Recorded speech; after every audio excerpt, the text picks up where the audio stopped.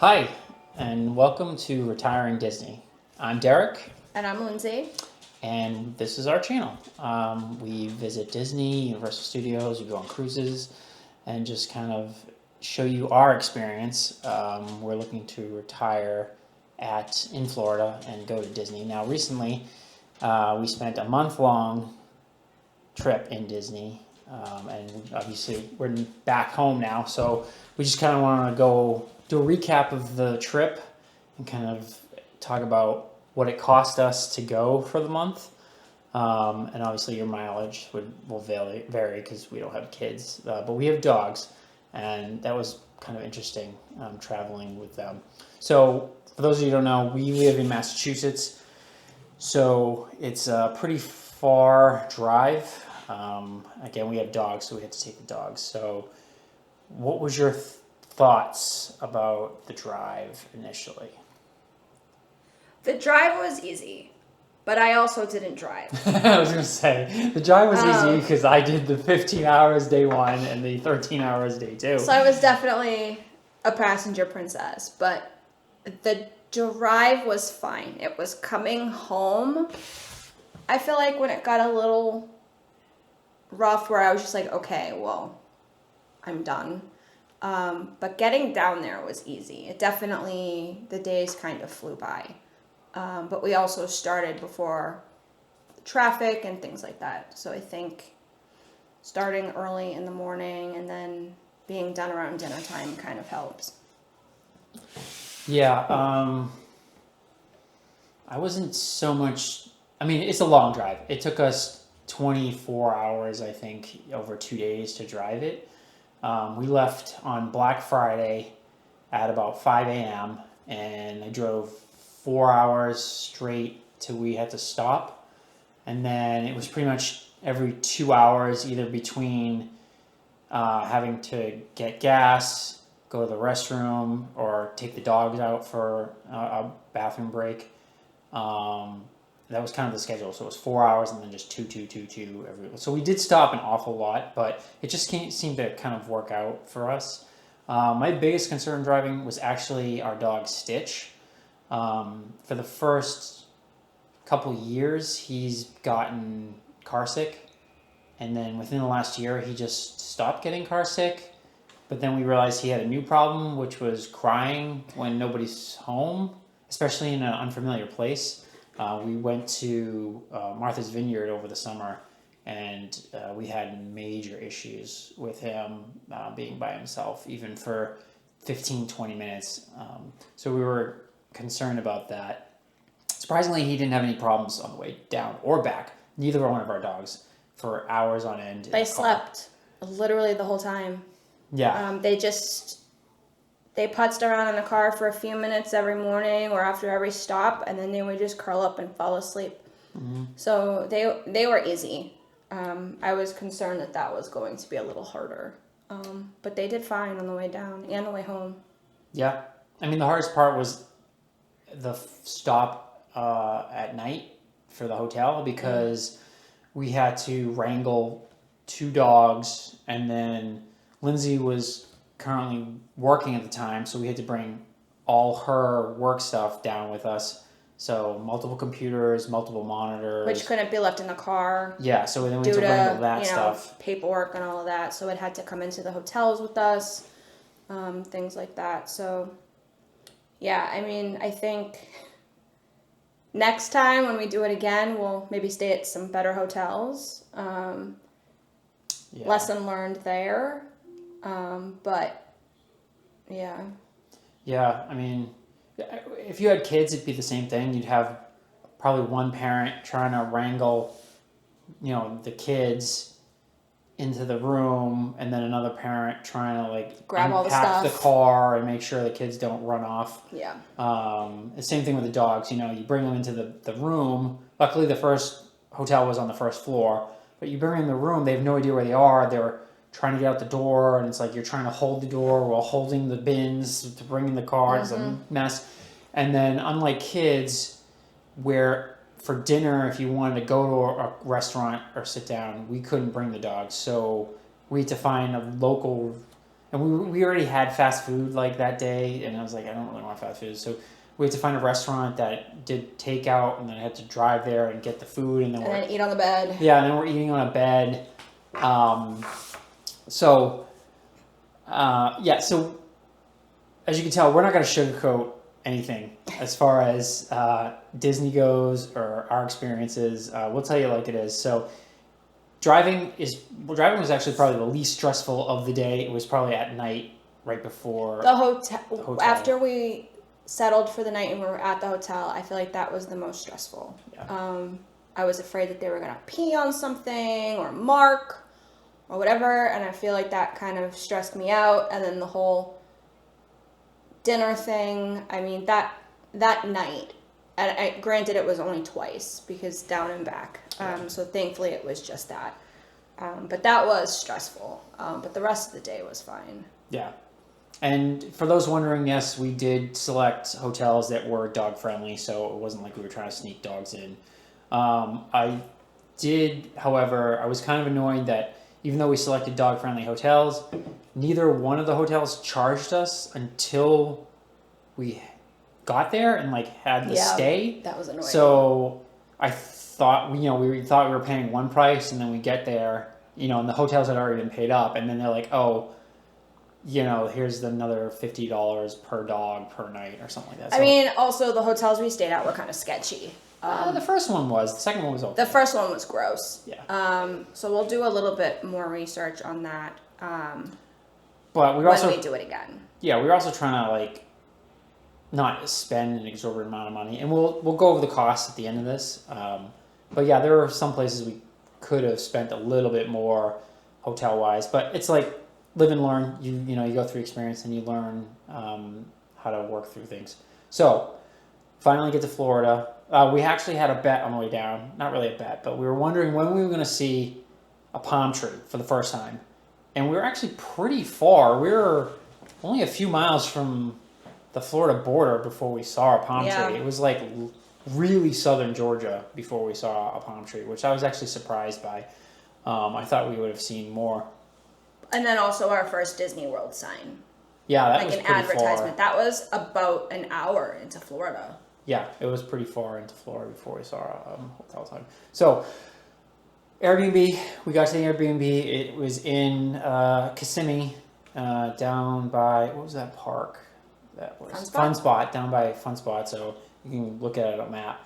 It was decently close to the parks, although we got stuck near this one red light every day that just seemed to back up and add 5 to 10 minutes to our drive to the parks. I think if we were to stay in Kissimmee again, I'd want to be north of that light just to make it a little bit easier.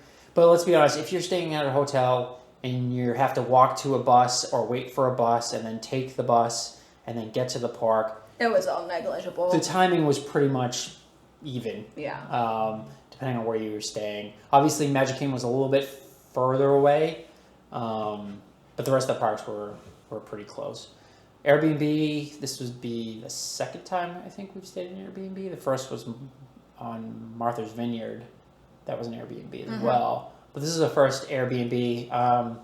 This is in a resort, so it wasn't like anybody lived there, although they do have units that people live in year-round, but this wasn't one of them.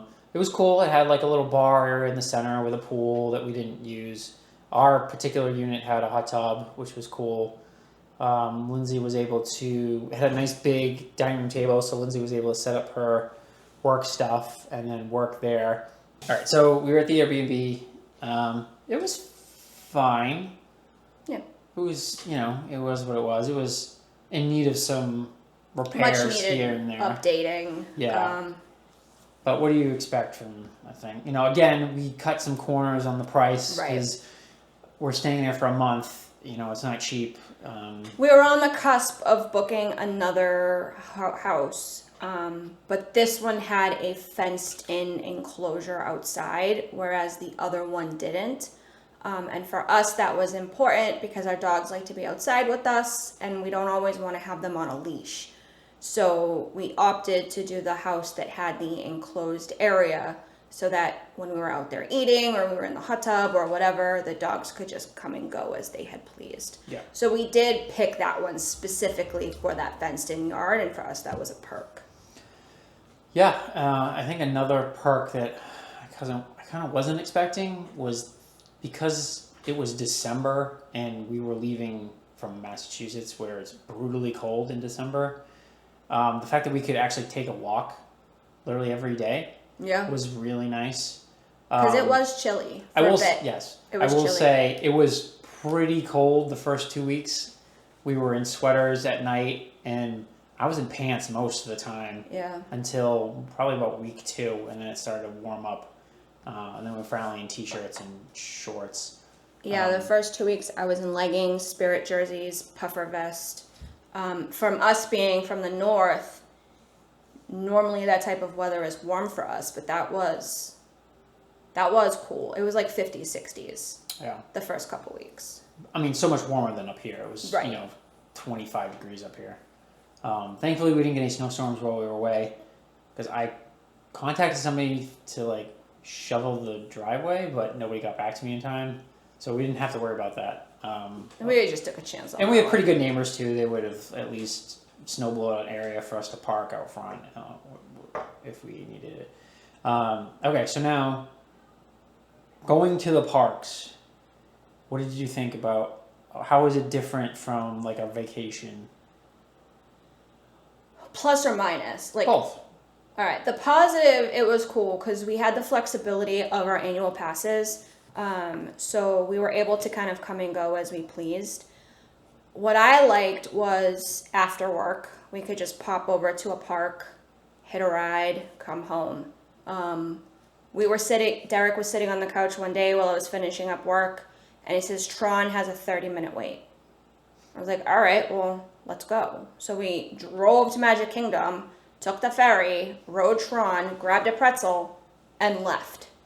And that was perfect. We were able to do those types of things, and we were able to flex a lot to be able to do those quick little trips and those quick little things when the lines were low. I thought that was really cool. Yeah, I agree with that. It's a completely different beast when you're there for an extended period of time. You don't feel like you have to fit everything in. Right. We would go to the park, like she said, and do 1-2 rides, or we just go and walk around and see what would kind of whatever the mood struck us, we would do, and then we would just leave and not feel like we needed to stay for any particular reason. And I did take some days off during the week. Every week I had at least 1 or 2 days off, so that we could go, do the whole day thing. So we did that too. It got a little stressful when we had to watch the time to go back to let the dogs out, because we still had to be adults. But I think we could probably manage that a bit better next time. Yeah. So that was actually a pretty big caveat to this trip, was we could never do an open or close.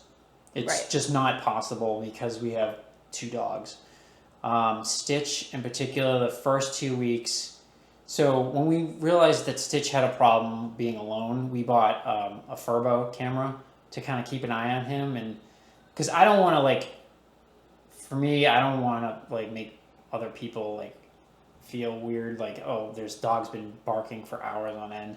So the Furbo camera allows us to distribute treats and stuff like that, and kind of keep an eye on him, and hopefully stop. And we even told somebody at the front desk, hey, listen, we have a crier. We have a dog, and if there's ever a problem, just here's my phone number, give us a call, we'll leave and come back.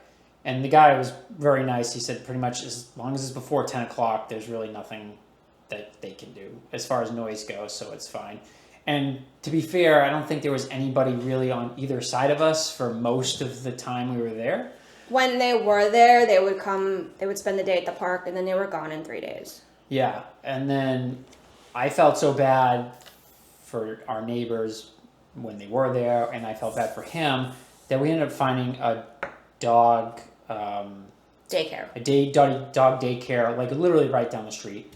So I would bring him in the morning, drop him off. We'd go to the parks. This was mostly for her days off. Yeah. So if we were going to go to the park at night for like 2 or 3 hours and come back, it would be fine for it to leave him. But if she had a day off and we knew we were going to be in the park a extended period of time, I would bring him to the doggy daycare. They closed at 6, so we'd have to leave anywhere between 4:30, 5 o'clock, depending on what park we were at, and then drive, pick him up. And he's usually exhausted after that. Yeah. But we also had another dog at the house. Yes. And she wasn't being let out. But Roxy's pretty good. She's older. She just sleeps on the couch most of the days. And like I said, we had the nanny cam for both things, so we always were constantly checking in on her and making sure she was okay. And it's not like we left the house at 7 in the morning. It was usually like 9 or 10 o'clock. So she was only by herself maybe 5 hours, 6 hours at the most. Couldn't even care less. Yeah, she couldn't care less that she was by herself, honestly. She'd probably prefer that her brother not be around most of the times. So with that, it was definitely a different experience having dogs. And I'm sure if you had kids, yeah, you could bring them, but then they get exhausted, they get tired, they get hungry, they get, So it's just, it's an issue, but it's a different kind of issue. And then after 2 weeks, he settled in pretty well. Yeah. And then we didn't have to take him to daycare anymore. And he just assumed this was his new home, and he was just fine by himself. So we were able to take a little bit longer stays. Instead of, the 3 hours at night, we could do like 4, 5 or 6 hours during the day before we had to get go them home. Closer to their full 8 hours. Yeah. Would you do it again? Oh, yeah. I would too. I think I would totally do it again. I think I would maybe opt for a house that maybe had a bigger kitchen. That I struggled with a little bit. I feel like this Airbnb focused so much on the appliances on the counter and the stuff in the cabinets that there was no pantry. There was nowhere to put the food that I had purchased. There was nowhere to really put anything. So everything was just kind of out on the counter, which made it impossible to prep. So that I struggled with a little bit. Or maybe just a different format. I don't know if maybe it just wasn't set up right. But I struggled with the kitchen. Everything else was fine. The living room was spacious. The bedroom was spacious. We had an ensuite bathroom. But I feel like with the Airbnbs, you use them to be able to use the kitchen. And for me, it wasn't functional for that amount of time. Well, if that makes sense. No, yeah. I think that's the key, though. The amount of time we were there. Yeah. Most of these places, especially where we were, which is a resort, the most you're going to get is maybe 10-day stays. Yeah. The average stay is probably a week or less. So most people just buy a bunch of junk food, maybe some frozen pizza, and throw it on the counter and call it a day. Yeah. And then they do all their food in the parks. Yeah. Whereas we were actually living there for an entire month. We brought a crock pot. Yeah, we brought, we were making food and stuff like that. And we have friends and family in the area too, so we had friends over one day with their kids, and we did dinner with them. Well, we cooked at the Airbnb. Yeah, so it was cool. Yeah. I would definitely do it again. It's not something I would want to do every year. No. But maybe every 4 or 5 years I wouldn't mind doing it. But by that time we'll be retired anyways, so it kind of a moot point at that point. So we might end up getting one more long-term stay down there before we retire. So, and then the trip back was pretty much not really anything. I didn't think we were going to fit everything in the car, but it was close. Although I just remembered, we did almost die a handful of times coming down to Florida.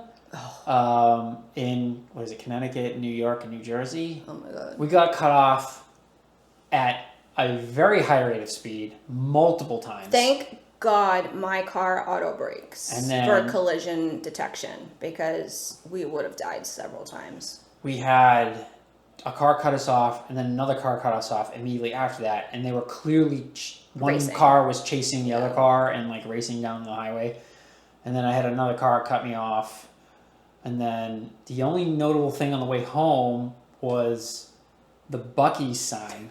You and that Buc-ee's So sign. Buc-ee's, if you don't know, is basically like a 7-Eleven like gas station type thing where they sell food, but it's almost like it's got a huge following.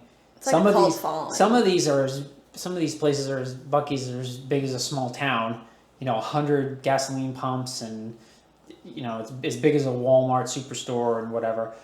But the funny thing was, we drove by the Buc-ee's. We didn't actually get to go into the Buc-ee's because again we have dogs and we were kind of on a time crunch. But we're driving north, and you kept seeing signs for Buc-ee's, like in the opposite direction. To the point where I think the last time we saw was like Buc-ee's 250 miles, turn around here. And I had to laugh because it's like, who's going to turn around and go 250 miles in the opposite directions to go to a Buc-ee's? But I did get a laugh at that. So, okay. So now the biggest thing, why you're probably all here, is how much did this actually cost us all? So distance traveled about 1,300 miles, give or take, depending on how many stops we made and whatnot. Our distance to the park from the Airbnb was 13.3 miles from Magic Kingdom, 8.9 miles from Hollywood Studios, 11.5 miles from Epcot, 10.6 miles from Animal Kingdom. Disney Springs was 9.4 miles, and Universal Studios City Walk was 14.6 miles. So the times door to door. So the only one I really did door to door was Magic Kingdom. So from the moment we walked out to the moment we walked into the gates, because that one's a bit of a hike. Was about 45 to 50 minutes. Yeah. Traffic notwithstanding, depending on. I will have to add though too that is one thing I did miss about staying on site, was getting into Magic Kingdom easily. Yeah. That is not for the faint of heart if you're driving. Yeah, the whole ticket center thing. You either take the boat, which takes time, or you take the monorail, which takes time. So, yeah. But to the actual parking lot was probably like 22 minutes actually I have on here. And then the other ones range from, I think the lowest was Hollywood Studios, which was 16 minutes it took us to get to the parking lot. And then Universal Studios City Walk was 28 minutes. So we stayed, like I said, we stayed in Kissimmee, Florida for 28 nights. We got a discount for going 28 nights actually. We received a $700 credit for a 28 night stay, and they charged us $25 for the key card to get into the gate. So the total for that was $3,849.22. We both have annual passes. Now, this is the first time we ever had annual passes, only because we had multiple trips. So in future videos, you'll see we're taking our niece and nephews to Florida for a family trip, and then after that we have another land and sea trip where we're going to go stay at the Polynesian for 4 days, and then we're taking a Disney cruise right after. And then previous to this trip, Lindsay did the Princess 5K run. So it just made sense for us to have annual passes for these because we were just going so many times. Normally, in I think the 12 years that we've been going to Disney, we've never had annual passes because we usually do 1, maybe 2 trips in a 12-month period. It just kind of worked out like that. So I got the photo pass, and then we re-upped hers with the photo pass. So that was $3,191.81. We did the Orlando Informer event for Universal Studios, which I highly recommend. I don't think I would ever want to do. I won't ever do Universal again without doing the Orlando Informer. It was great. So for the two of us, that was $522.08. So not cheap. No. But there are no lines. The only line we waited in was Hagrid's. We rode Velocicoaster twice in a row, no line. Yep. And food and non-alcoholic beverages were included. Yeah. So if you're doing the Orlando Informer event, you have to take into consideration you're getting access to both parks. Right. So you'd have to price out what it would cost to have a park pass plus a hopper. Plus we were getting unlimited food and drink and non-alcoholic beverages, which, I mean, some people, I guess, just go for the food. I can't. I think they do the 2 nights for that. I can't imagine, because there's so many roller coasters and 3D rides. It's got to be one or the other, really. Yeah. I can't imagine you're gonna stuff your face and then go ride the Velocicoaster. You're gonna have a bad time. So I would say go for the rides and have a little bit of food, or go for the food and maybe do some of the easier rides, or like Lindsay said, do both nights, do one on the other, and one on one night and one on the other. I mean, it's also really, there's not a whole lot of specialty food, so, I mean, a lot of it is still your standard chicken fingers, french fries, hamburgers. And then you've got, like, your Harry Potter world food in there. I got the chicken singers. They were amazing. I think about those all the time. But it's not like an after-hours food type thing like at Disney where they only offer certain, like, specialty things. It's the food that is available in the park. Yeah. All the time. Okay, so parking was $48. That parking was for Universal Studios, because we went before it hit free parking, because we wanted to get in the parks early. And then some random outdoor mall that we were into where there was no surface street parking. We had to go to a parking garage. That was another cost. Total tolls it cost to drive to and from and around Disney was $140. I noticed Google Maps constantly trying to put me on the fastest road, which is always a toll road. But then after a few days, I realized where we were staying, there was another road that basically ran parallel to that, and it only took up like an extra minute. So we ended up not going. I think it was like a carpool lane or something like that. So $140 for tolls. Gas, which actually surprised me. But again, we have a hybrid, so we are pretty good on gas. $336 in gas for the month. Doggy daycare cost $117. Our traveling costs, we stayed at the Days Inn in North Carolina. That was $96.05 plus a $50 pet fee. Then we stayed at the Marriott in Virginia on the way back. That was $185.74 plus a $75 pet fee. For total lodging to and from was $406.79. Specialty dining, we did multiple specialty dinings.